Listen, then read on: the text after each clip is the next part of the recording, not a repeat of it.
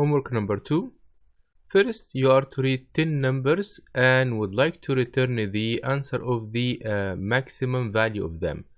The 10 numbers will be every one of them on a separate line. The reason I'm giving you such a program in a separate line is to make it easier for you to read them one by one if you would like. So the output here is 129.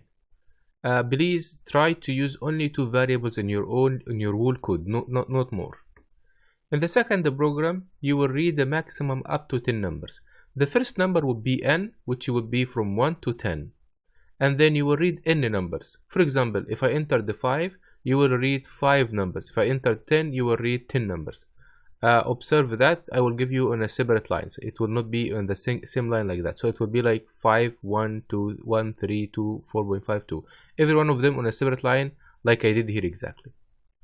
Yeah, that's all.